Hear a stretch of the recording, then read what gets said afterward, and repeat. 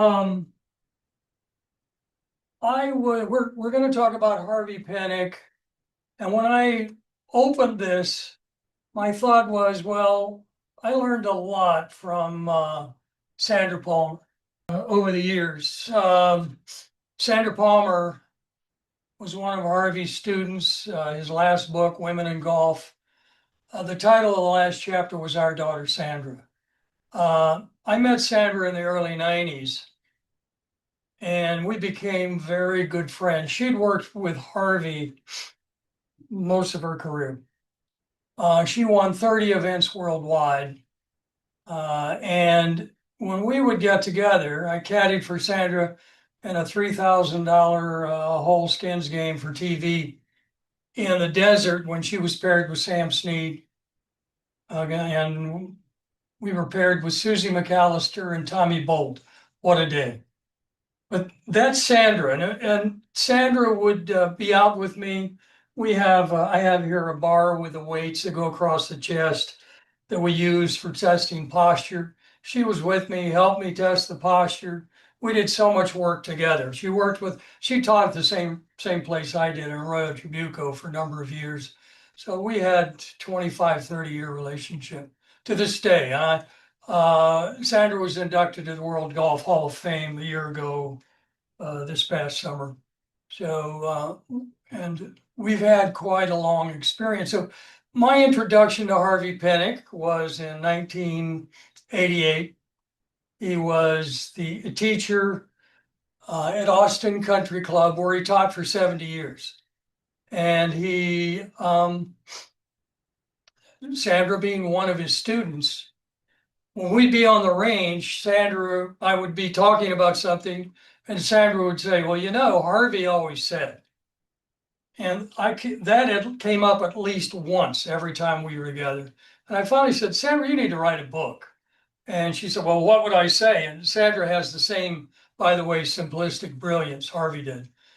And I said, Harvey always said should be a great title. And to this day, I still believe that.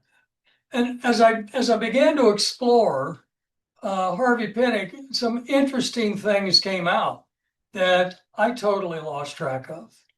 You know that Harvey Penick taught Betsy Rawls her entire career, 35 years, and that's RAWLS. Betsy retired in 1975 with 55 LPGA Tour wins. She had 8 majors, 4 US Opens, and Harvey was her teacher her entire career. The list goes on. Tom Kite and Ben Crenshaw both won 19 LPGA events. Ben won the Masters twice, and Tom won the US Open in 1992 at Pebble Beach. He also taught Kathy Whitworth. When Kathy was 19 years old, and by the way, Kathy Whitworth won 88 LPGA Tour events. Kathy Whitworth won more tour events than any other player, including Tiger and Sam Snead. And he began teaching Kathy when she was 19. She would go to him on multiple days. After her first year, she wanted to quit. Harvey convinced her not to quit. She continued to play, and 88 wins later, she has won the most tournaments. So I've had a lot of discussions over the years, and that's not the end of it. Let me give you a few more here. And as I look for this, the average golfer, average amateur male score for 18 holes is 94. That has not changed in decades. Given what the technology has done, it's helped the elite golfer improve, but it really hasn't done anything for our amateur golfers. The average women's score for 18 holes is 99. Again, that has not changed for decades. So it's interesting when we look at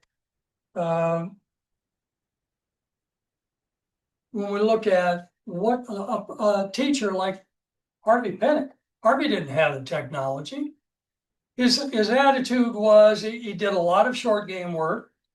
He would take a player without the technology, put them behind a tree and say, learn to hit over this.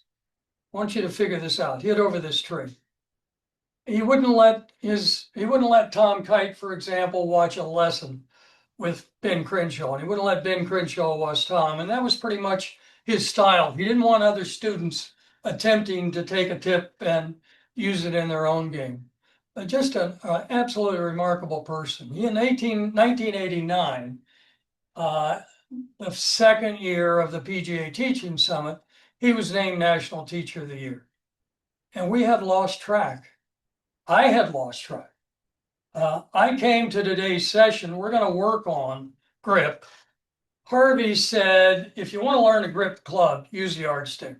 And we're going to explore that in great depth here in a bit. But I don't want you to lose sight of this tremendous, tremendous teacher. He worked with Mickey Wright. He was her mentor and dear friend. He didn't teach her for her entire career, but she too had 82 LPGA Tour wins and 13 majors. Now, what makes a teacher? Does the player make the teacher, or does the teacher make the player? There are a lot of things that go into the elite golfer, not the least of which is mental toughness. And I'll be covering that down the road in one of these Zoom sessions. But Harvey was just remarkable, loved by all. And his simplistic brilliance showed through. Now, in the 90s, this book was published. Titled Harvey Penick's Little Red Book, his first. At the time, and I'm not sure if it still stands true today, it was the best-selling sports book. Absolutely no illustrations in this book. My brother and sister-in-law sent this book. They live in Texas.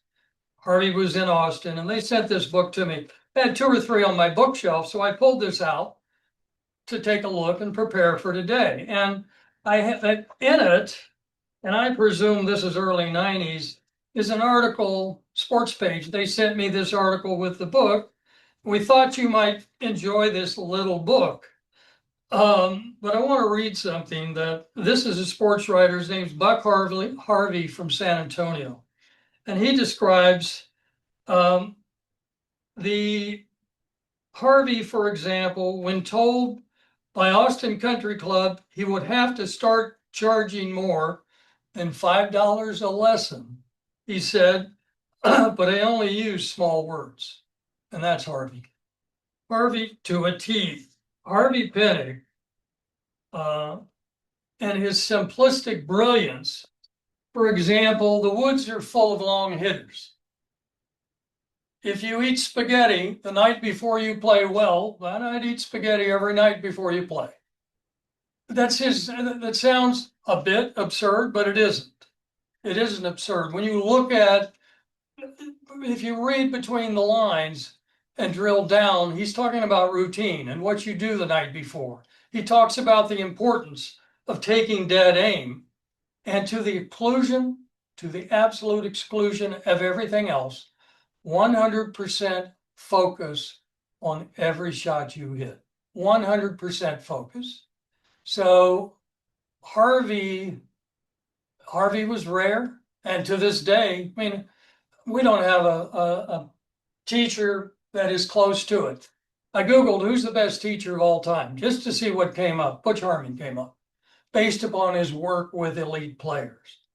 So, but to me, and I don't think there's even a chance that anyone's going to pass Harvey in their lifetime. Just absolutely remarkable.